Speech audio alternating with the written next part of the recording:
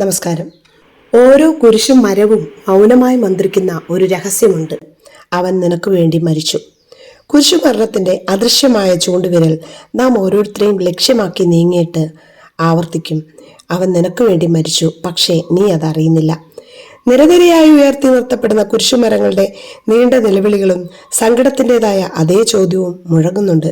അവൻ നിനക്ക് വേണ്ടി മരിച്ച സത്യം അറിയാൻ നീ എന്തേ ഇത്ര വൈകുന്നു? മുറിവേറ്റ ശരീരവും ആണികളാൽ തുളയ്ക്കപ്പെട്ട കൈകാലുകളും ഹൃദയവും ഉള്ളവനും ചോദിക്കാനുള്ളതും അതേ ചോദ്യം തന്നെ. കുരിശുമരങ്ങളും ക്രൂശിതനും ഒരേ കാര്യം ഉച്ചത്തിൽ ആവർത്തിക്കുമ്പോൾ വലത്ത് കൈ നെഞ്ചോട് ചേർത്ത് പിടിച്ച് സ്വയം നാം ചോദിക്കേണ്ടതല്ലേ, ശരിയാണോ ഈ കേൾക്കുന്നത്?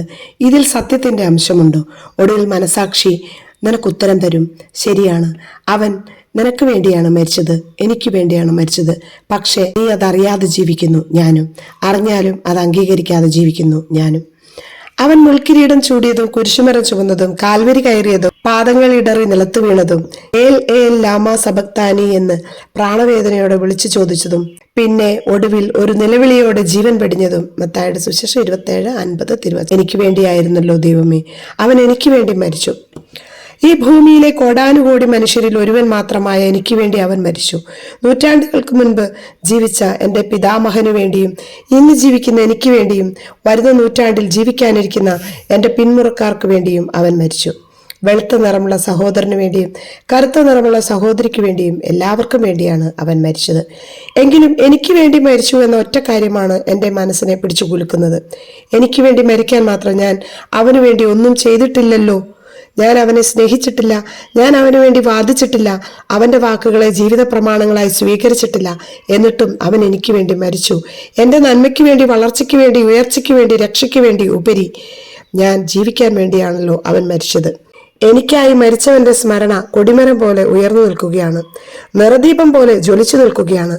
നീർത്തടത്തിലെ വൃക്ഷം പോലെ പച്ച പിടിച്ചതാണ് ആ ഓർമ്മ. അവൻ എനിക്ക് വേണ്ടി മരിച്ചിട്ടും ഞാൻ അതിന് പ്രാധാന്യം കൊടുക്കുകയോ അവനു വേണ്ടി എന്തെങ്കിലും പ്രവർത്തിക്കുകയോ ചെയ്തിട്ടില്ല. ഇതുവരെയും 7 തിരിയിട്ട വിളക്കിലെ നാളങ്ങൾ ഓരോന്നായി കത്തി ഉയരും പോലെ മനസ്സിൽ ചോദ്യങ്ങളും ഓരോന്നായി ഉയർന്നുകൊണ്ടിരിക്കുകയാണ്. എനിക്കായി മരിച്ചവന് വേണ്ടി ഞാൻ എന്ത് ചെയ്യണം? സംശയത്തിൻ്റെതായ നിമിഷങ്ങൾ. പെട്ടെന്ന് സംശയങ്ങളെല്ലാം കത്തിയമരുന്നു. അകതാരിൽ ഉത്തരത്തിൻ്റെതായ ഒരു വാക്യം മുഴങ്ങി, അവൻ നിനക്ക് വേണ്ടി മരിച്ചു, ഇനി നീ അവനു വേണ്ടി ജീവിക്കുക. വളരെ കൃത്യമായ ഉത്തരമാണ് ലഭിച്ചിരിക്കുന്നത്. എനിക്കായി മരിച്ചവന് വേണ്ടി ജീവിക്കുക. അതിൽ കൂടുതൽ എന്ത് ചെയ്യാനാണ്? എൻ്റെ ജീവിത സാഹചര്യങ്ങളിൽ, കുടുംബത്തിൽ, തൊഴിൽ മേഖലയിൽ അവന് വേണ്ടി ജീവിക്കുക. കാരണം അവൻ്റെ ജന്മം നേടിത്തന്നതാണ് എൻ്റെ ഈ ജന്മം. അവൻ്റെ കാൽവരി യാത്രയും പീഠാസഹനവും കുരിശുമരണവും ഞാൻ ജീവിക്കുന്നതിന് വേണ്ടി ആയിരുന്നല്ലോ. അതിനാൽ ഞാൻ മനസ്സിൽ കുറിച്ചിട്ടു, ഇനി ഞാൻ അവനു വേണ്ടി ജീവിക്കും. അവനു വേണ്ടി ജീവിച്ച അനേകം പേരുടെ പുണ്യസ്മരണകളും എൻ്റെ മുമ്പിലുണ്ട്. പുണ്യാത്മാക്കൾ എന്ന് സഭ പേര് ചൊല്ലി വിളിച്ചവർ കാലാകാലങ്ങളായി സഭാമക്കൾക്ക് വഴിയിൽ വെളിച്ചം വിതറാൻ വേണ്ടി ഉയർത്തി നിർത്തിയിരിക്കുന്ന വഴിവിളക്കുകൾ. യേശു തനിക്ക് വേണ്ടിയാണ് മരിച്ചത് എന്ന ബോധ്യം മനസ്സിൽ വീണു കഴിഞ്ഞപ്പോൾ അവരുടെ ജീവിതത്തിൽ മാറ്റം വന്നു തുടങ്ങുകയായിരുന്നു. തനിക്ക് വേണ്ടി മരിച്ചവന് വേണ്ടി ജീവിക്കാൻ അവർ തയ്യാറായി. യേശുവിൻ്റെ ചൈതന്യം സ്വന്തം ജീവിതത്തിലേക്ക് പകർത്താനും അത് പ്രാവർത്തികമാക്കാനും അവർക്ക് കഴിഞ്ഞു. വിശുദ്ധ അഗസ്തീനോസ്, വിശുദ്ധ സെബസ്ത്യാനോസ്, വിശുദ്ധ ഗിവറിസ്, വിശുദ്ധ കൊച്ചുത്രേസ്യ, നീളുകയാണ് അങ്ങനെയുള്ളവരുടെ ലിസ്റ്റ്. സ്വീഡിഷ് നോവലിസ്റ്റായ പാർ ലാഗർക്വിസ്റ്റിൻ്റെ നോബൽ സമ്മാനാർഹമായ നോവലാണ് ബറാബാസ്. ബൈബിളിൽ നമ്മൾ കാണുന്ന ബറാബാസിന്റെ തുടർക്കഥയാണ് നോവലിൽ പ്രതിപാദിക്കുന്നത്. തനിക്ക് വേണ്ടി മരിച്ച ക്രിസ്തുവിനെ നേരിൽ കണ്ട ബറാബാസിന്റെ മനസ്സിലെ വിമ്മിട്ടവും പിരിമുറുക്കവും വായനക്കാരന് കൃത്യമായി അനുഭവപ്പെടുന്ന നോവലിൽ ഉടനീളം ബറാബാസിന്റെ മാനസിക സംഘർഷങ്ങൾ നിറഞ്ഞു നിൽക്കുന്നത് കാണാം. ക്രിസ്തു തനിക്ക് വേണ്ടി മരിച്ചു. തനിക്ക് വേണ്ടി മരിച്ചവനോടുള്ള സ്നേഹവും ഉള്ളിൻ്റെ ഉള്ളിൽ ഉണ്ട്, പക്ഷെ അത് പ്രകടിപ്പിക്കാനാകുന്നില്ല. തനിക്ക് വേണ്ടി മരിച്ചവന് വേണ്ടി എന്തെങ്കിലും ചെയ്യണം, അവന് വേണ്ടി ജീവിക്കണം. ബറാബാസ് മനസ്സിന്റെ കോണുകളിൽ ഒളിപ്പിച്ചു വെച്ചിരിക്കുന്ന സ്വപ്നമാണത്. തനിക്ക് വേണ്ടി മരിച്ചവന് വേണ്ടി എന്തെങ്കിലും ചെയ്യണമെന്ന ആഗ്രഹവുമായി ബറാബാസ് നടക്കുകയാണ്. ഒരു രാത്രി കൽപ്പാളികൾ വിരിച്ച റോമിലെ ആപ്പിയൻ പാതയിലൂടെ അവൻ നീങ്ങുകയായിരുന്നു. പെട്ടെന്ന് എവിടെയൊക്കെയോ തീജ്വാലകൾ ഉയരുന്നത് അവൻ കണ്ടു. ആരോ റോമാ നഗരത്തിന് തീയിടുകയാണ്. തീയിടുന്നത് ക്രിസ്ത്യാനികളാണെന്ന് ആരൊക്കെയോ വിളിച്ചു പറയുന്നു. ഭൂമിയിൽ തീയിടാൻ ക്രിസ്തു വീണ്ടുവരുമെന്ന് ക്രിസ്ത്യാനികൾ നേരത്തെ പറഞ്ഞിരുന്നത് ബറാബാസ് ഓർത്തു. ക്രിസ്തു മനുഷ്യവർഗത്തെ രക്ഷിക്കാനായി, ലോകത്തെ നശിപ്പിക്കാനായി തീയിടുന്നതാണെന്ന് അവൻ വിചാരിച്ചു. അവന് സന്തോഷമായി.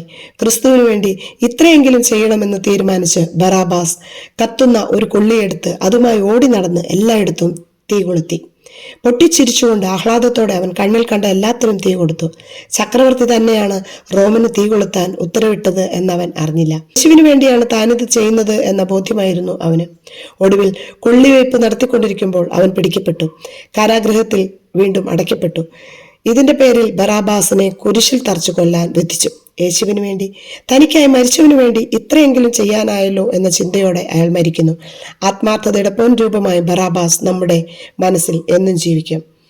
നോവൽ ഇവിടെയാണ് അവസാനിക്കുന്നത്. ഇങ്ങനെയാണ് അവസാനിക്കുന്നത്: അവൻ എനിക്ക് വേണ്ടി മരിച്ചു എന്ന ബോധ്യം ബറാബാസിനെ യേശുവിന് വേണ്ടി ജീവിക്കാൻ പ്രേരിപ്പിക്കുന്നു.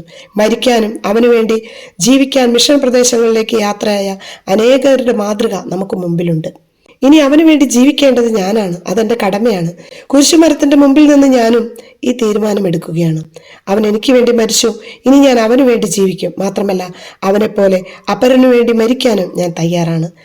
സ്വർഗം പോകുവാനും രക്ഷയുടെ കാസ പാനം ചെയ്യുവാനും നമുക്കുള്ള ഏക വഴി അവന്റെ കുരിശിന്റെ മറുവശത്ത് മറ്റൊരു ക്രിസ്തുവായി ജീവിക്കുകയും മരിക്കുകയും ചെയ്യുക എന്നുള്ളതാണ്. ആമേൻ.